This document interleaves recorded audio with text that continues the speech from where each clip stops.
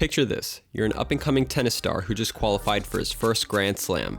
A lot is at stake here, and you walk on a center court to the applause of tens of thousands of cheering fans. Crazy, you're speechless and nervous, but ready. You may have a family, bills to pay, travel expenses to take care of. A lot rides on doing well here, as Grand Slam earnings can be quite lucrative. For the sake of this video, let's just assume, for whatever reason, you need to win.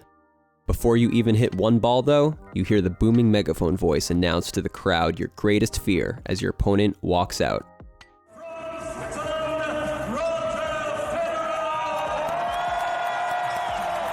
Well, King Roger, Swiss maestro, the GOAT. Federer is commonly seen as the greatest tennis player to ever walk this earth, and for good reason. He holds records for the most male Grand Slam titles, weeks at #1 ranking, Grand Slam match wins, Grand Slam matches played, Wimbledon titles, consecutive Grand Slam final appearances, the list goes on. Even at his current age of 38, he shows no signs of slowing down, as he also holds the record for the oldest #1 in rankings history. Okay, getting back to your predicament. You're facing an uphill battle, but don't count yourself out yet, as even the greatest chain is only as strong as its weakest link. What makes the greatest player ever tick? What have we seen that makes Roger Federer beatable? Let's take a closer look. The beauty of Roger Federer's tennis is that he's commonly seen as having the most complete game on tour. Every stroke in his arsenal is finely tuned and deadly when playing good. The beauty of watching this guy pop up on your YouTube browse page is that you just cannot stop yourself from clicking in to watch at least a few points, because he truly looks so majestic and graceful while mercilessly beating his opponents to a pulp. But you're not here for why he's the all-time great. You're here to see how to beat the machine, the Supreme. To do so, let's take a trip down memory lane, all the way back to 2007.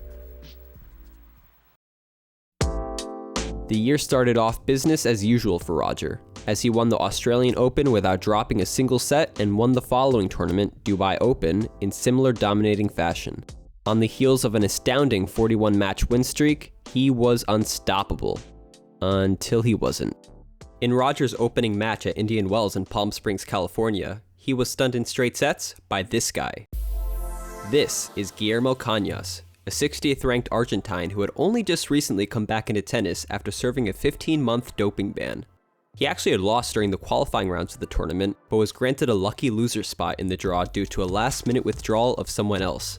Was his win against Roger a fluke? Well, to answer that simply enough, let's move only 2 weeks forward to the very next tournament, where Federer would once again face Cañas, this time in the 4th round of Miami. And again, Guillermo Cañas beat Roger Federer. Okay, what is happening? To preface, let's bring up the first of what I consider Federer's main weaknesses are. Opponents who play what I call the deep grind. Simply put, tennis players who are deep grinders are players who consistently keep the ball deep to their opponent's baseline, but also defend their own baseline with their lives. In both of Cañas' wins against Federer, there was a common theme. Cañas was extremely fast, stayed at the baseline if possible, and kept every single shot extremely deep in Federer's court.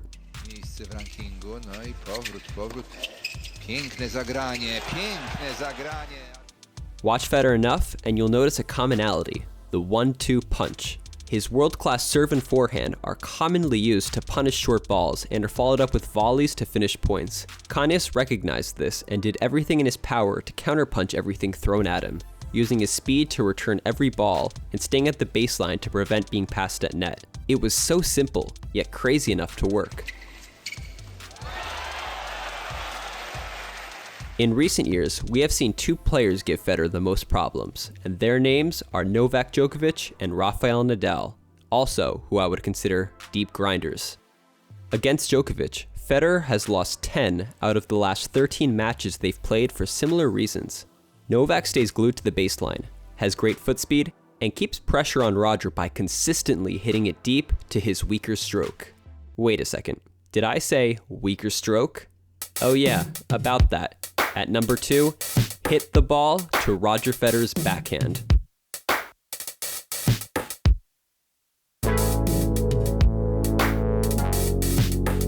Although it can truly be a thing of beauty, we have seen time and time again Roger do this. And this. and this. And yeah, you get the point. Keep the ball in play to Federer's backhand long enough, and you'll typically see one of two things happen. The shot will either begin to break down over time, or he'll begin to hit the slice. Yes, the slice. Now you're witnessing a rare glance into the defensive game of the all-time greatest. Although occasionally used for tactical reasons, there's a reason why when pressure begins to mount towards the end of a close match, Federer will all but abandon the backhand in exchange for the slice, biding his time until he gets a short forehand to pounce on.